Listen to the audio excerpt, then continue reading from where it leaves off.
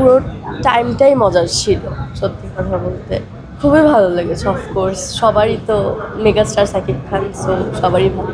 তোমার চোখে শাকিব খান আসলে কিরকম?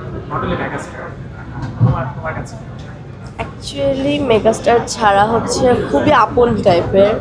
লাইক উনি যেভাবে আমাদের মুভির সাথে পুরো লাইক আমাদের মুভির সাথে সবসময় উনি খুবই পজিটিভ ছিলেন, কখনো নেগেটিভ ছিল না। সো এ নিয়ে বলবো খুবই আপন। শাকিব খানের সাথে কোনো আনন্দের মুহূর্ত কাটিয়েছে কিনা শুটিং এর সময়?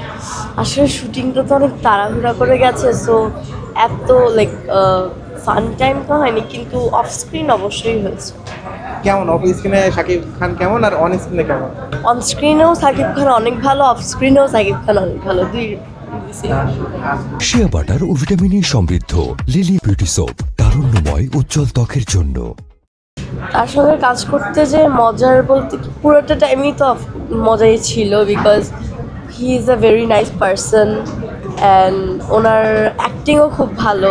সো এইগুলো নিয়ে খুবই ভালো ছিল। সিনেমায় যেহেতু নায়িকা ছোট বোনের চরিত্র করেছে, নায়িকা সম্বন্ধে কিছু বলো। নায়িকা কেমন ছিল?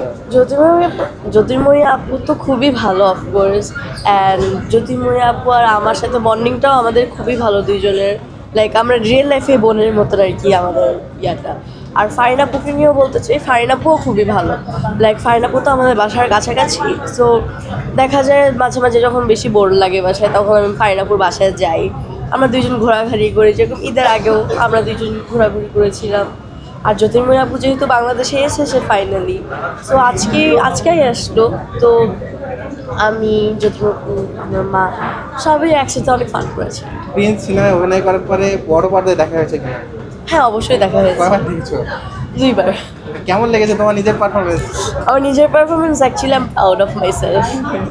আর বাকিদের কথা বলতে গেলে বাকিদের কথা তো সবাই খুবই ভালো অ্যাক্টিং করেছে এই মুভিতে। লাইক হচ্ছে শিল্পী হিসেবে কাজ করছো, ওই ফিউচারে আসলে নিজেকে কোন জায়গায় দেখতে চাও আজকে 10 বছর পরে? অ্যাকচুয়ালি আমার কোনো প্ল্যান নেই যে আমি মিডিয়াতেই থেকে যাব এরকম টাইপের।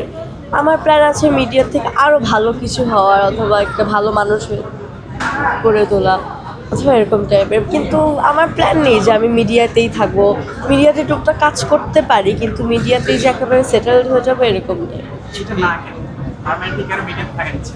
বিকজ আমার আসলে আর একটা ড্রিম আছে, সো এই কারণে। কি করা যাবে? না, ড্রিমটা অ্যাকচুয়ালি আমি প্রাইভেটই রাখতে চাচ্ছি, কারণ অনেক পিপল এটা নিয়ে ফানও করে, আবার অনেকে নর্মালও ভাবে। না, ড্রিম যেহেতু তোমার ড্রিম, তুমি অবশ্যই বলতে পারো হ্যাঁ। নিজের হতো নিজের। বাট স্টিল আমি এটা আত্মবিশ্বাস প্রাইভেটে থাকতে রাখতে হবে। চাচ্ছি। শিয়া বাটার ও ভিটামিনে সমৃদ্ধ লিলি বিউটি সোপ, তারুণ্যময় উজ্জ্বল ত্বকের জন্য।